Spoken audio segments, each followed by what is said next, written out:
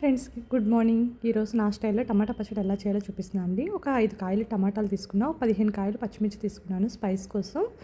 టమాటా పచ్చడి కారంగా ఉంటేనే బాగుంటుంది. ముందుగా పచ్చిమిర్చి కడిగి క్లీన్ చేసి ఘాటు పెట్టుకొని, ఇంకా స్టవ్ అంటించుకొని కళాయి పెట్టుకొని కొంచెం ఆయిల్ యాడ్ చేసుకొని దానిలో పచ్చిమిర్చి వేసాను. అవి మగ్గుతున్నాయి. అవి మగ్గిన తర్వాత ఒక మిక్సీకి జార్లోకి తీసేసుకున్నానండి. నెక్స్ట్ వెంటనే టమాటాలు కూడా కడిగి కట్ చేసి దీనిలో యాడ్ చేసేసాను.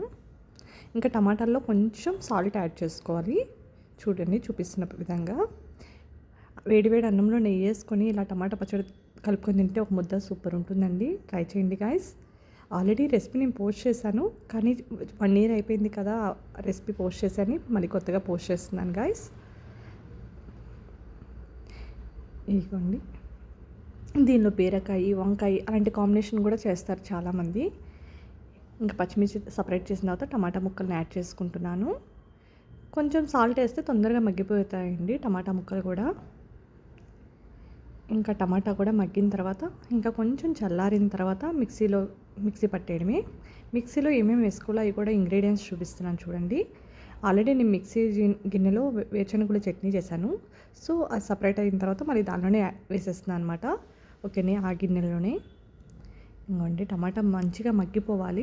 మగ్గితేనే ఆ టేస్ట్ బాగుంటుంది. కచ్చిపిచ్చిగా ఉంటే బాగోదన్నమాట ముక్క ఉడకపోతే.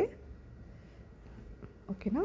ఇంకా కొంచెం ఒక వెల్లుల్లిపాయి, చిన్న చింతపండు, కొంచెం జీలకర్ర, కొంచెం సాల్ట్ అండి మిక్సీ గిన్నెలో యాడ్ చేస్తున్నాను. ఇదిగోండి కొంచెం జీలకర్ర, ఆల్రెడీ పచ్చిమిర్చి వేసేసాను. కొంచెం జీలకర్ర, 1 టేబుల్ స్పూన్ సాల్ట్, ఒక వెల్లుల్లిపాయి రెబ్బలు, ఇంకోండి వెల్లుల్లిపాయ దంచి అలా వేస్తున్నాను.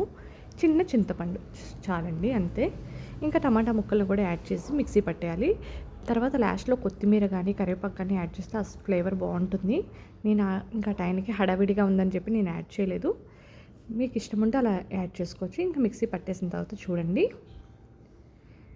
ఇదిగోండి ఇంకా చక్కగా పోపు పెట్టుకోవడమే. పోపు మామూలే, కళాయి పెట్టుకొని స్టవ్ మీద అంటించుకొని కొంచెం ఆయిల్ యాడ్ చేసుకోవాలి. కొంచెం జీలకర్ర, ఆవాలు, చాయ్ మినపప్పు, శనగపప్పు యాడ్ చేసుకొని ఒక ఎండుమిర్చి, కొంచెం కరివేపాకు, తాలింపు వేడెక్కిన తర్వాత ఇంకా పచ్చళ్ళలో యాడ్ చేసేయడమే. ఇంకా అలాగే మా పిల్లలకి స్కూల్లో ప్రాజెక్ట్ ఇచ్చారు. ఇంకా అది కూడా చేస్తూ ఉన్నాను అనమాట ఆల్టర్నేట్గా ఈవినింగ్. ఇంకా అది కూడా చిన్న బిట్ కదా అని యాడ్ చేశాను. ఇదంతా మార్నింగ్ అండి రెసిపీ. ఈవినింగ్ వచ్చి ప్రాజెక్ట్ది డైనోసార్ గురించి చెప్పారు.